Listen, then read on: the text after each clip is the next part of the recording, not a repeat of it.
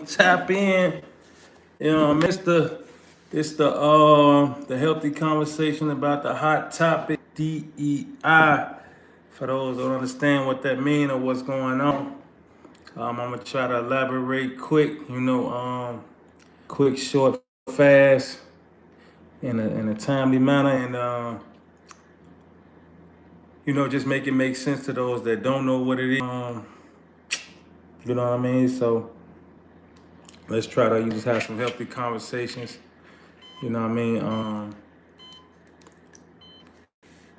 Drop the, drop your comments or whatever, and we're gonna talk about it. But long story short, I was gonna wait for the chat to fill up, but I'm gonna just go ahead and go in, and we're gonna make it happen without the rapping on this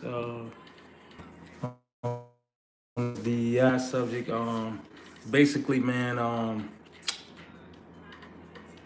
I feel like you gotta look at the framework for a lot of things, and DEI. It took for Trump to expose this. So if it's being rolled back and some can be snatched from up under us so quick, you have to think like what other frameworks is like this. You know what I'm saying? Why we're in an uproar? Why is somebody telling us to boycott? Now I know people say this and people say that. It's just my opinion. And allegedly, we wasn't even benefiting. We wasn't even the benefactors of it. We wasn't the majority stake benefiting from this rollback. So I say you gotta question that if the laws was for us or the framework was put in place for us and we wasn't even maximizing on it. What's the outcry? You know what I'm saying? Wouldn't this actually be a springboard for us to come up with bigger black supply chains? Not just buying black, not supporting black businesses, sustaining businesses. There's black sustaining black businesses, funding black businesses. Blacks, we get riled up too much by the propaganda of the situation, and we end up losing. We end up losing wars and GDP and trade and business because we so riled up about the little things. You know what I'm saying? We be so riled up about the little things, but to those that can't understand the significance or the magnitude of this, we have to have more healthier conversations, and we have to get out of this mentality of nonprofit. We have to have the for-profit mentality so we're not in these DEI situations that we control. You know what I'm saying? I'm gonna say this with all due respect. Shout out what my people did for me in the past. Shout out what my ancestors stood for. Shout out all the pain, struggle, and strife. But we are in a new day and age. We have to get rid of the frameworks that was put there when we wasn't in these positions. You see what I'm saying? This be forward thinking. This is not bought and paid for by nobody. This is my thinking. I think we have to get in these positions so we not so relying on government. We not relying on big retail chains where we could self-sustain and be self-sufficient, effective in our communities. I'm not saying that them pulling the DEI was pulling it back was right. All I'm saying is this is our opportunity to Jay-Z and Colin Kaepernick the situation with the Super Bowl. Somebody has to step in and say, hey, we got to do it like this, or what's the restructuring process? What it's gonna look like. Or could we build our own? We got a percentage of wealth in this company. You know what I'm saying? So I bet the nose can slip some fried chicken from a mile away. You look like 50 Cent lost brother. Funny. But the frameworks put in place, man, we had to look at all the frameworks, not just the DEI. How many frameworks we don't know about? You know what I'm saying? It's a lot of things we don't know about that we're not in the loop on. So It's like, man, we can't be getting too riled up about one thing being pulled from up under us. We gotta rise, you know. And they say that the revolution ain't gonna be televised, but you know, just to put it in the plant the seed or put it in the air and get up about it, man. It's a healthy conversation. We have to look at our neighborhoods. We got to get a strong hold on that.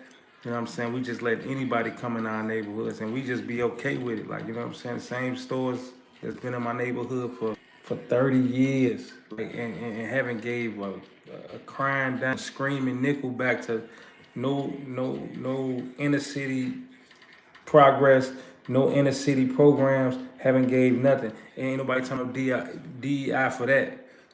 You know what I'm saying? It's okay just to be bloodsuckers of us, like the bloodsuckers of the poor, as they say. So like, nah, man, this picture is bigger than DEI. It's really about economics, man, and you know what that boils down to. And just having a stronghold of your surroundings. You don't see Caucasian communities. You don't see these type of laws being pulled from up under Caucasians. It's always minorities. This is taken from minorities. We're gonna deport minorities. Well, Caucasians was minorities at one point coming into this country. They wasn't always here. You know what I'm saying? Ain't no DEI for them. It ain't about race. It's about the big picture. We gotta get stronger. We gotta have a stronger base. When we talking easy, we have to have a stronger base for the the black GDP and in all these urban areas, so we not so self-reliant on the government. What to the people? What's wrong with not being self-reliant on the government? Like, okay, or corporations, like, you know what I'm saying, lobbyists, like somebody had to influence that decision. We got to do the same. You know what I'm saying? We got to do the same. Like, the only factories it seems like we got is trap houses, and we getting a little of that, and that's just killing the people. So it's like, man, when we gonna get some real business, a real business structures, a real business model? When they gonna start incentivize these companies to build in urban areas? That's the real not just car factories, not just Pepsi. We need some real incentives. Like, all these businesses we got in one space and one place, man, incentivize them to go to the hood. Like, incentivize them to do other things. Stop, focusing on the little picture so much. So that's just my take on it. You know what I'm saying? It's another somewhere else I want to go with it, but I'll leave it there for right now. But that's just my take on the situation. And I would say with forward thinking, we definitely people always want to say boycott. Boycott ain't always the answer. Like, it helps. But you see where them strategies got us back then. We still in the same position. We still boycotting the same institutions. We still boycotting the same institutions. It's gonna change when we decide to create new institutions, and you know what I mean? We get stake and say so and things like that. We create the new deal. That should be the new solution, so you don't have these problems. You know what I mean? You got people like you, people not like you, as they say, not like us. You got people that's not like us, not for us, don't understand us, creating guidelines, structures, and frameworks for us, but they never step foot in our communities. They don't understand. So, I think that'll just be, a solution that could be presented to offset it or change it, or, just revamp. Nobody talking about how they gonna revamp it. They just talking about the money that's being lost. You know what I'm saying? From a trade standpoint, or a foot traffic standpoint in Target department stores. So, you know what I mean? To